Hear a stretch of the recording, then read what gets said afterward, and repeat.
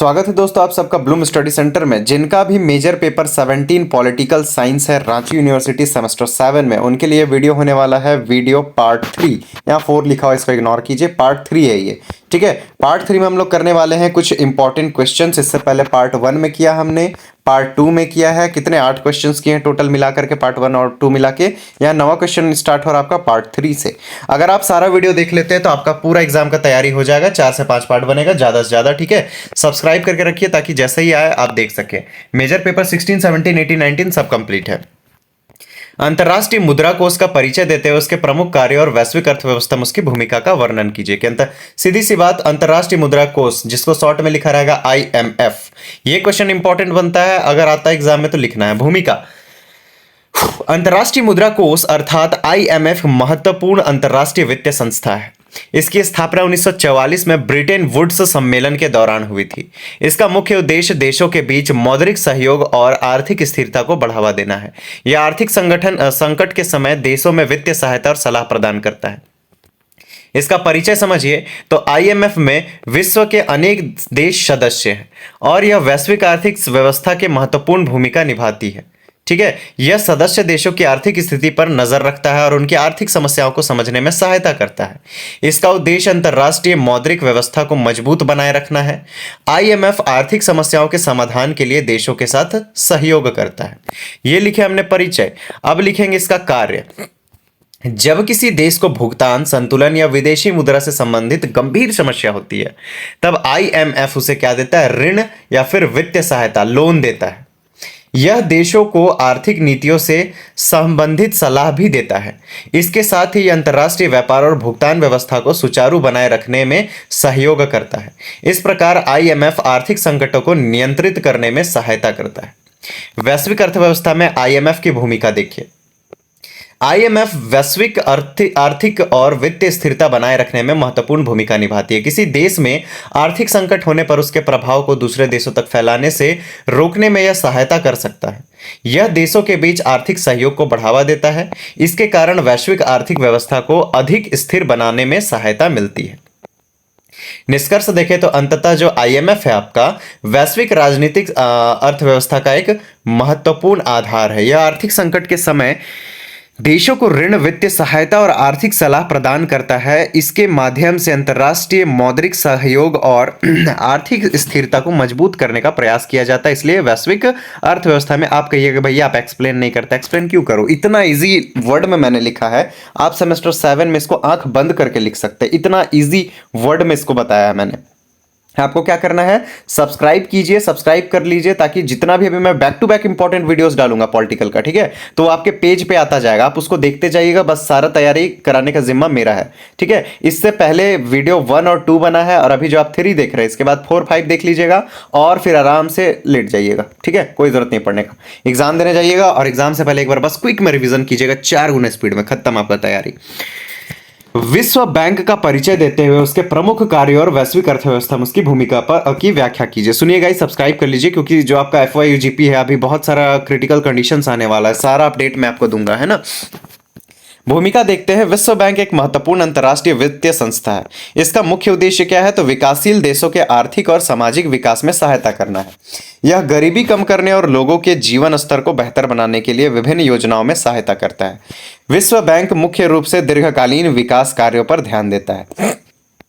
विश्व बैंक का परिचय समझते हैं।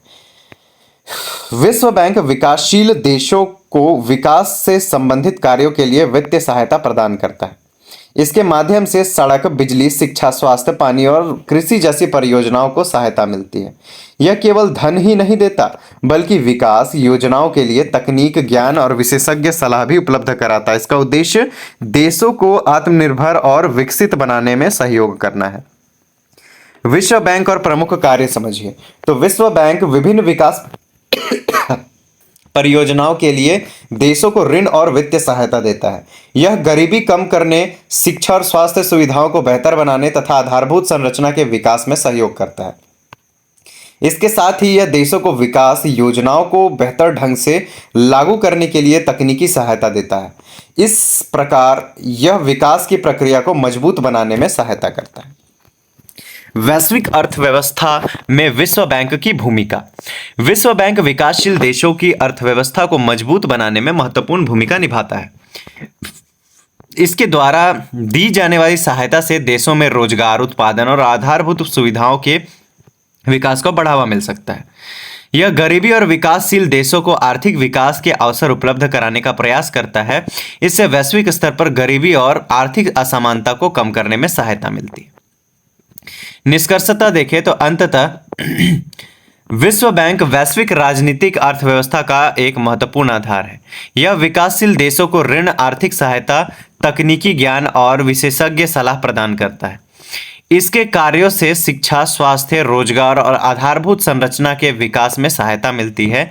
इसलिए विश्व बैंक वैश्विक विकास और आर्थिक प्रगति में महत्वपूर्ण भूमिका निभाता है। आगे देखते हैं विश्व व्यापार संगठन, ये जो WTO है, इसका परिचय देते हुए उनके प्रमुख कार्य और वैश्विक अर्थव्यवस्था में उसकी भूमिका की व्याख्या कीजिए। तो WTO के बारे में देखें तो वर्ल्ड ट्रेड ऑर्गेनाइजेशन क्या है, अर्थात विश्व व्यापार संगठन एक अंतर्राष्ट्रीय संगठन है। इसकी स्थापना 1 जनवरी 1995 को हुई थी। इसका मुख्य उद्देश्य देशों के बीच अंतर्राष्ट्रीय व्यापार को नियमों के आधार पर व्यवस्थित करना है। यह व्यापार को आसान बनाने और देशों के बीच व्यापारिक सहयोग बढ़ाने में एक महत्वपूर्ण भूमिका निभाता है। WTO का परिचय। वर्ल्ड ट्रेड ऑर्गेनाइजेशन दुनिया के विभिन्न देशों के बीच व्यापार से जुड़े नियमों और समझौतों को व्यवस्थित करने में सहायता करता है। इसके माध्यम से सदस्य देशों के बीच वस्तुओं और सेवाओं के व्यापार को बढ़ावा दिया जाता है। यह व्यापार से जुड़ी समस्याओं और विवादों को निर्धारित नियमों के आधार पर सुलझाने का प्रयास करता है। इस प्रकार WTO विश्व व्यापार के लिए एक व्यवस्थित व्यवस्था प्रदान करता है। ठीक है, अगला है आपका WTO के प्रमुख कार्य। तो ये जो वर्ल्ड ट्रेड ऑर्गेनाइजेशन है, ये अंतर्राष्ट्रीय व्यापार के लिए नियम और समझौते तैयार करने में महत्वपूर्ण भूमिका निभाता है। यह देशों के बीच व्यापारी बाधाओं को कम करने और व्यापार को अधिक आसान बनाने का प्रयास करता है। व्यापार से जुड़े विवादों को सुलझाने के लिए WTO एक व्यवस्था प्रदान करता है। इसके साथ ही यह देशों के बीच व्यापारिक सहयोग को बढ़ावा देता है। वैश्विक अर्थव्यवस्था में WTO की भूमिका देखते हैं। WTO के कारण देशों को अंतर्राष्ट्रीय बाजार में व्यापार करने के अधिक अवसर मिलते हैं। इससे वस्तुओं और सेवाओं का आयात निर्यात बढ़ सकता है और देशों की अर्थव्यवस्थाएं एक दूसरे से जुड़ती है। यह व्यापार को निश्चित नियमों के अनुसार चलाने में सहायता करता है। इस प्रकार WTO जो है वैश्विक आर्थिक व्यवस्थाओं को अधिक व्यवस्थित बनाने में योगदान देता है। निष्कर्षतः WTO जो है वैश्विक राजनीतिक अर्थव्यवस्था का एक महत्वपूर्ण आधार है। यह अंतर्राष्ट्रीय व्यापार नियमों, व्यापारिक सहयोग और विवादों के समाधान में महत्वपूर्ण भूमिका निभाता है। इसके कारण देशों के बीच व्यापार को व्यवस्थित और सुचारू बनाने में सहायता मिलती है। इसलिए वैश्विक अर्थव्यवस्था में WTO का विशेष महत्व है। बहुराष्ट्रीय कंपनियों का परिचय देते हुए उनके प्रमुख कार्यों और वैश्विक अर्थव्यवस्था में उनकी भूमिका की व्याख्या कीजिए। तो सबसे पहले हम लोग पढ़ेंगे भूमिका। भूमिका क्या है, तो यहां पर मैं बताया जा रहा है TNCS अर्थात बहुराष्ट्रीय कंपनियां ऐसी बड़ी कंपनियां हैं जिनकी व्यापारिक और उत्पादन गतिविधियां एक से अधिक देशों में फैली होती हैं। इनका मुख्यालय किसी एक देश में हो सकता है, लेकिन इनके कार्यालय, कारखाने और व्यापार कई अलग अलग देशों में होते हैं। अगर आप वीडियो पार्ट 1 देखे थे तो आपको याद होगा, ये पढ़ाई हो चुका है ना, लेकिन इसमें थोड़ा ज़्यादा एक्सप्लेन मैंने किया है। वैश्वीकरण के कारण इन कंपनियों का महत्व लगातार बढ़ा है। इससे पहले आपने पार्ट 1 पार्ट 2 नहीं देखा है तो ये वेस्ट हो जाएगा, इसलिए पार्ट 1 पार्ट 2 देखिए, उसके बाद लाइन से देखते जाइए 3, 4, 5। बहुराष्ट्रीय कंपनियां विभिन्न देशों में पूंजी लगाकर उत्पादन और व्यापार करती है। ये कंपनियां अलग अलग देशों के बाजारों, श्रमिकों, संसाधनों और तकनीक का उपयोग करती हैं। इनके माध्यम से एक देश में बनी वस्तुएं दूसरे देश के बाजारों तक पहुंचती है। इस प्रकार TNCS विश्व की अर्थव्यवस्थाओं को आपस में जोड़ने का कार्य करती है।